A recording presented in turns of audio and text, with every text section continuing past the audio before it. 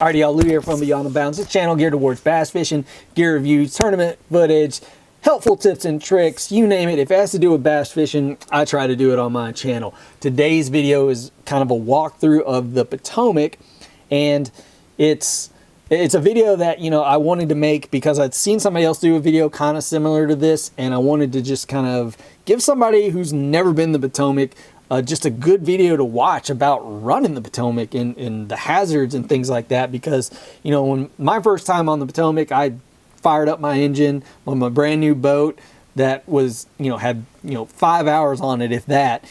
And my buddy's like, all right, go ahead and fire her up. I'm like, man, we're in 3 feet of water, you know, 6 feet of water. Like, that can be scary to a lot of people, especially if you're running like Highland reservoirs all the time, when you're like, man, I'm so used to running 60 and 80 feet of water, to running in, you know, 3 feet of water. You're like, oh my gosh, this is kind of nerve-wracking in a sense. You know, I've been all the way down to Big Okeechobee and running 2 foot and 1.5 feet of water. So, you know, you have to, especially as a tournament angler, you have to kind of get over those things. And as a new boat owner, this was what I had to get over. But let's look at the Potomac. And, you know, the first section dealt with DC. That's part one. This second section dealt with kind of the center area, and all of this is actually considered lower Potomac for the most part. Everything, you know, even DC, all lower Potomac. You'll hear it referred to as that. But, you know, what we're going to talk about is Mattawoman. And, you know, this is not like, oh, hey, go fish here. This is where all the good fishing spots are at. Now, you're going to have to find those on your own. What I want to talk about are spots that I've run to and where things are at in the vicinity of these locations, right? So we're in part 3, which is lower Potomac, in a sense.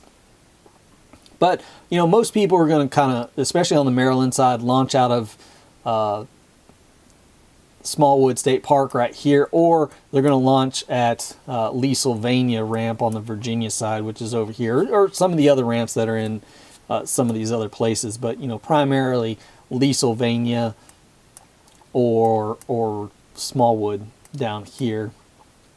And as I said in my other video, you know, most of this area right here is safe to run in. You can run in pretty much all of this area wide open. You're pretty good coming out of there. You know, I wouldn't hug if I were running this area coming out of Smallwood. You know, this is actually pretty expansive flat that will get grass on it. Since there's so many tournaments that get launched out of Smallwood, that's probably a good spot. Actually, I know it's a good spot. You know, and I know some of these, you know, a lot of these areas in this are good spots simply because the amount of fish that get released there. You're talking, you know, 200 boat fields constantly releasing, you know, 5 or 10 fish per boat. So that's why, you know, these areas become very popular and sometimes off limits during tournaments. But, you know, you launch out of Smallwood, kind of run around these buoy markers right here. You can get on plane right in about this area. You can fire up the old big motor and run across here. Very well-known community hole right there on that channel swing. And you see that I have it marked to where the deep water is kind of highlighted right there. A lot of catfish. Everything kind of stacks up on that little spot. Probably a good spot. Definitely a good spot to check during spawn or during pre-spawn, things like that. Huge grass flat right here, and some grass that'll grow out along this area. Like I said, grass here. Grass will pretty much grow along this area right here. You got 2 little fishy icons. I wonder what those mean. During the summertime, you'll get pleasure boaters that'll park off up in this area, get a lot of disturbance.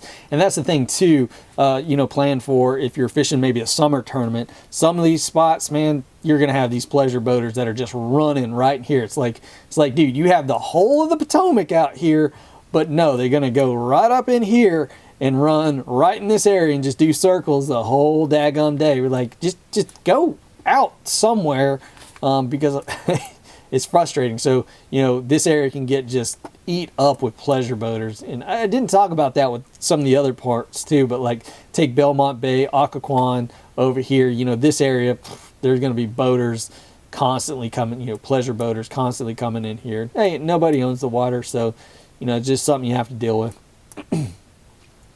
But I really wish they had not not be all running their boats and jet skis and hauling people on skis right in this area.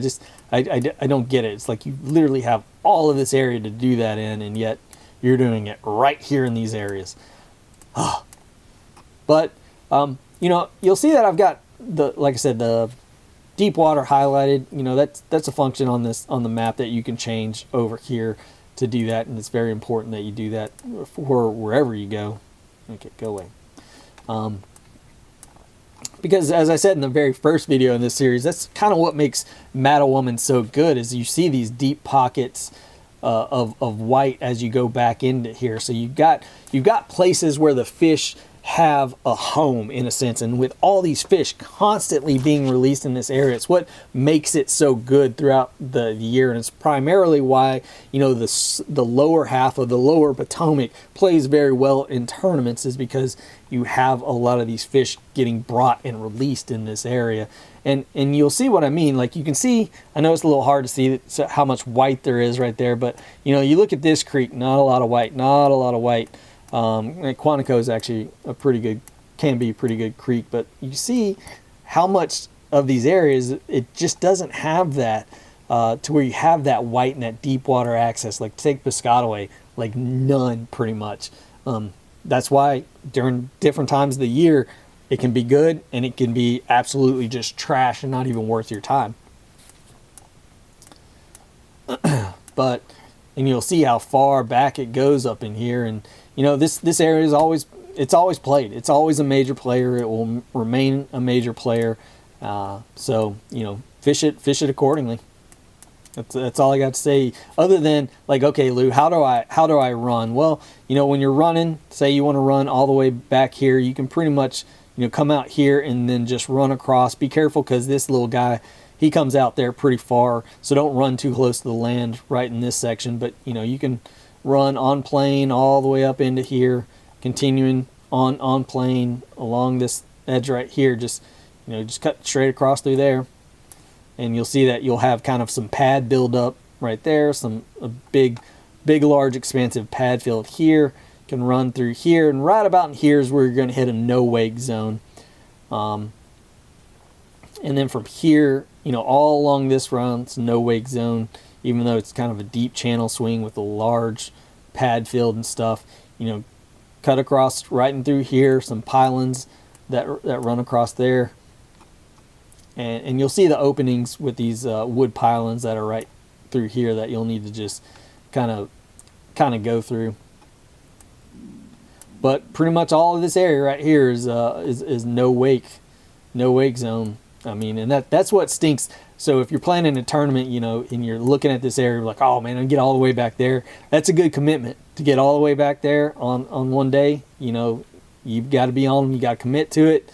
I definitely did it one time, and I feel like I moved, and I shouldn't have. I should have stayed down there, because you know, I lost a fish and got a little spun out, because I was like, oh man, this is not what I wanted to happen. So. But just know that, yeah, all of this no wake zone. You'll see people break it here and there, but yeah, it's no wake zone all the way back.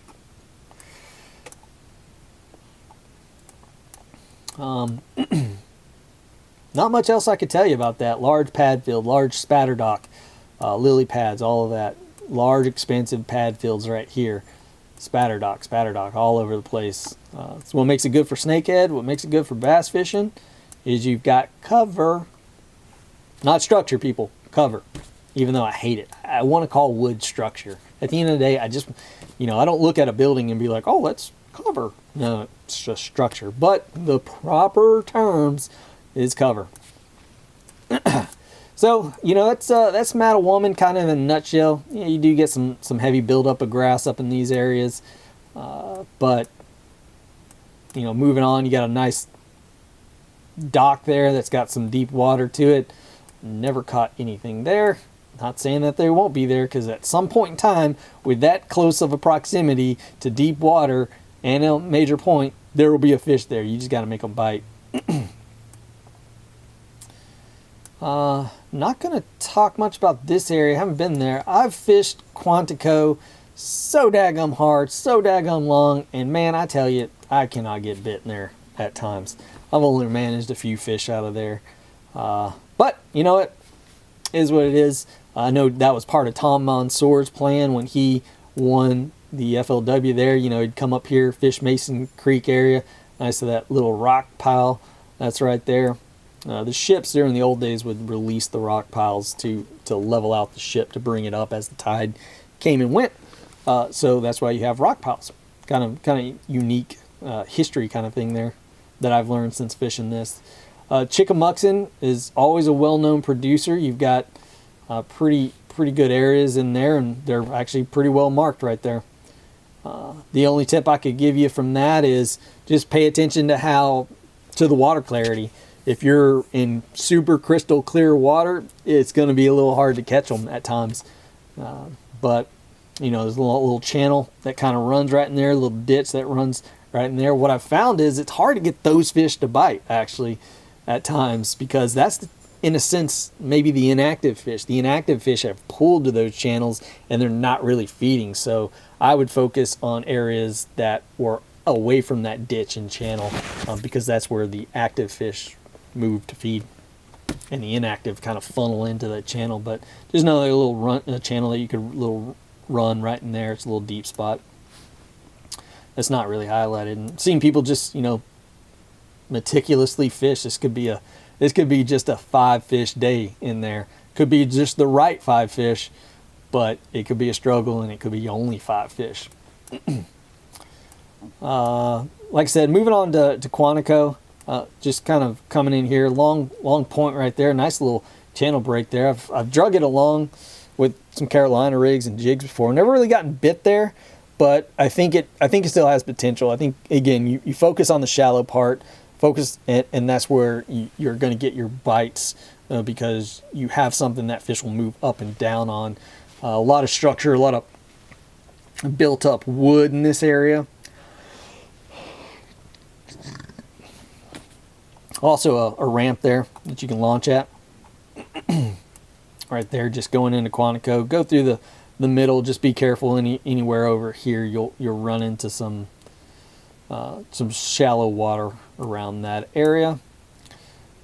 Now, as far as running in Quantico, right? You see, you got a little fishy icon way back there.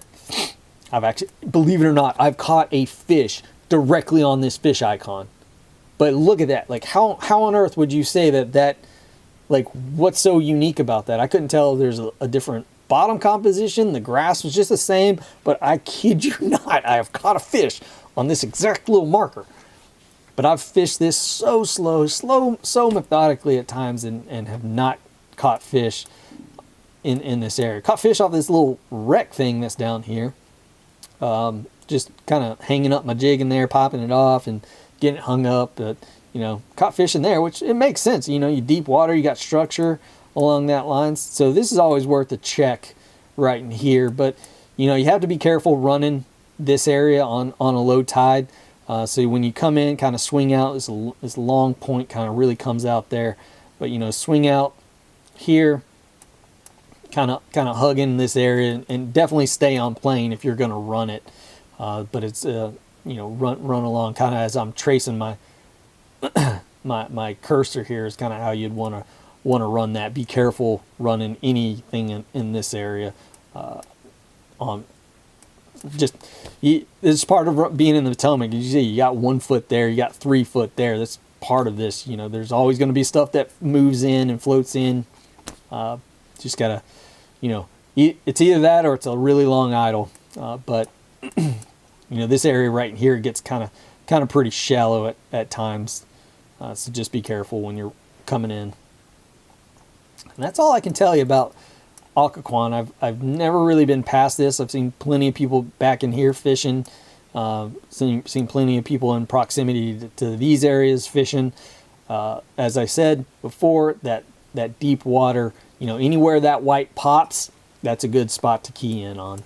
And I've got it set to 8 to 10 feet or something right now. Moving down. Most of this area I've pretty much neglected, never really fished it, never been into this creek. Kind of poked into this area. I can't say that there's anything good in that area. Check this area out right here. This is Mallows Creek, and you'll see like there's a lot of pictures. Maybe I can post a picture up here as well of some aerial shots of Mallows Bay. A lot of shipwrecks in this area. A lot of structure. Look at that. I mean, you got deep water swimming in this, or swinging into this area. That could be worth a shot. But just know that you're gonna mess your boat up too if you go in there. So this is kind of a dangerous area, but it's a cool area. I've literally never been there. That just caught my eye just then, because I mean, look how close, deep proximity. I have no clue what that is, but I'll at least swing by it and check it and throw up in the shallow water. Again, you got good deep water, shallow water. These fish move up and down with that tide, so that's good. Of course, you got a wreck that's really far out there. I think these might be cool to check to see if they got, if they probably hold grass. I would assume they kind of hold grass, so gonna have to give them a check out. Aquia, very well known place to fish. High tide, you can come off Main River and kind of cut across here. This is the area that you really just need to be super careful in when you're coming into Aquia, because there's some pylons, there's some rock that is right in this area, and it gets really shallow really quick. I mean, coming into this area, but it's a good grass area. This is a large, expansive grass, flat, well-known area that gets fish. I think you just have to figure out during which time of the area. This as well, very well-known grass area, gets a lot of pressure in this area. But Feeder Creek, always good to get that water runoff. Gets protected from the wind too, so that's definitely a good plus there. Again, more expansive grass flats, more grass all up in these areas. Just know that. But if you're running, want to be safe, just run down here, hit these channel markers, and then come in and make sure you stay in between them. Come around this area. Look at that. Remember what I said about the whiteness. That always indicates good areas in proximity to those areas. Easy to find those. Can keep going and up through here, and the no wake zone I think starts right about here. But it's actually kind of a shorter no-wake zone. I think it only goes to here. Don't quote me on that, but there's some launches in here, Willow Landing, few different launches you can use. But I think you can get up on plane somewhere up in here, I think. But definitely, if you're on plane, do it within the buoy markers, because otherwise this area gets really shallow. It's a bunch of mud, grass, spatter dock, just a whole different mixture. And you'll see that as we get up deeper into here, there's some good areas that are worth a shot. I think maybe Clark Windlet. I think some of the areas Clark Windlet, when he won an FLW or whatever, I think he was fishing on some of these docks that were back here. Again, just the time of the year, you always have to it's less about the spot, it's more about what are they doing that time of the year, where are they at during that time of year, what transitions they're going through. But some interesting things. I can't say that I've ever been all the way back up in here. I think the furthest I've been is literally right to this point right here. So I'm missing a lot of good fishing that's back there. I'm pretty sure. One of these days I'll get back there. This is an area that I've never been to. All the way down here into Potomac Creek. You can see, if I were to look at this place, the first thing I'm going to cue in on is exactly what I've got right here. Deep pockets. So I'm, flats that are in proximity to these things to where I know those fish are going to pull off. That's where I'm going to start focusing on here, and then work my way around. So I can't tell you how far you can run up into here or not. I would just assume that it gets shallow enough, or not shallow enough, but good enough that you could probably run up the middle of this. I don't know. In all honesty, I don't know. So, but I know there was a Costa event to where one of the guys, he would stay back here pretty decent long enough to where, he was running kind of Potomac and Aquia as his pattern. I think it was like an August tournament or something, and throwing some top water. But one of the things he noted was he stayed so far back in here that his motor overheated so many times, or quite a few times. Trying to get out, and I don't know if he's in the back of this area, but you can see there might be some deep areas in here. I'm going to get back up in here sometime and try these out. Other than that, guys, most of the time, for anybody who's fishing the Potomac, they really cut it off right about here. No one fishes this lower area for bass.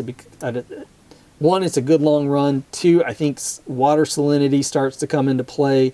You know, I don't know if I'd want to run my motor in there. And then, you know, like I said, most of these areas that I've talked about are the ones where it's going to play anyway. These are where the areas that things are going to get one in pretty much 90% of the time.